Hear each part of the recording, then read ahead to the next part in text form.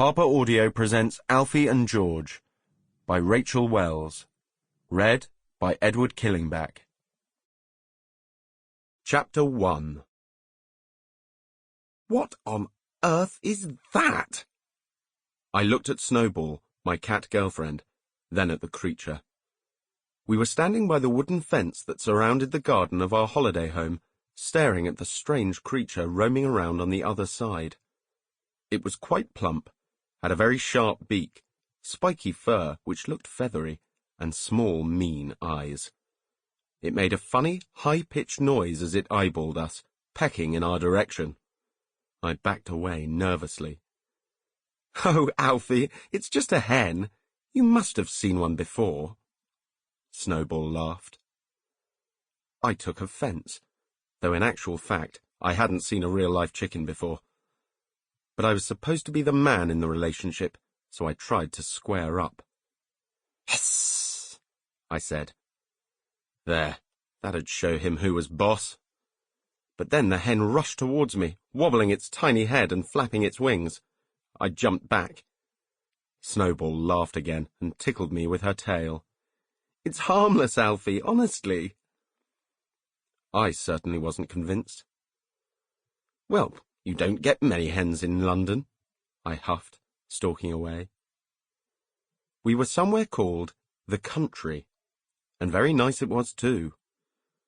We were staying in a house in the middle of nowhere, with nothing around for miles except fields.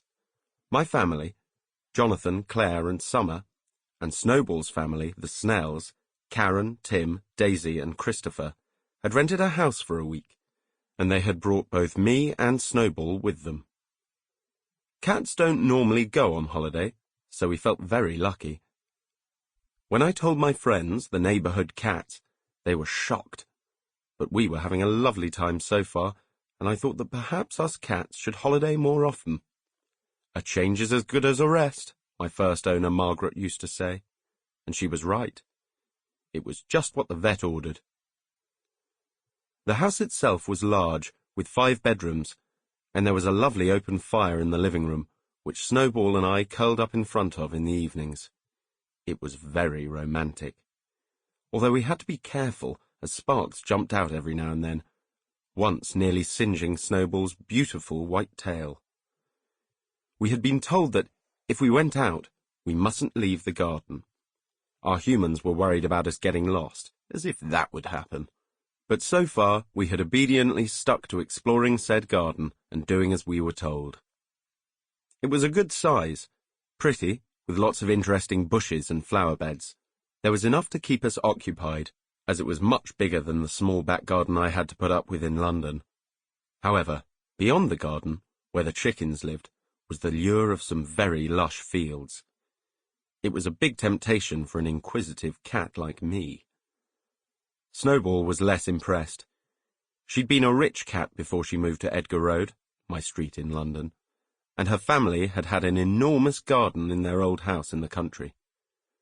She didn't boast about it any more, but when we first met, a time when she had done her best to be rude to me, she did a bit. But anyway, I had won her over and captured her heart, and we'd been together for 2 years now. The best 2 years of my cat life. People always seemed surprised by our relationship at first, but then cats can fall in love just as easily as humans, if not more so. I should know, as I've had an awful lot of experience of humans. Being a doorstep cat, I have a wide variety of humans I call family. I visit more than one home and have many owners. As well as Claire and Jonathan, I regularly spend time with Polly and Matt and their 2 children, Henry and Martha, and my Polish family, Francesca, Big Tomasz, and their children, Alexei and Little Tomasz. I am one busy cat. I've managed to bring my family together so they are all the closest of friends. In my time with them, on Edgar Road and beyond, I've seen so much change. Humans seem to change a lot, or at least their lives do, and us cats are often the bystanders that have to sort out the inevitable debris. I take care of my humans. It's what I do. And I've seen the ups and downs, the good and bad, and even the devil. Sample complete. Ready to continue?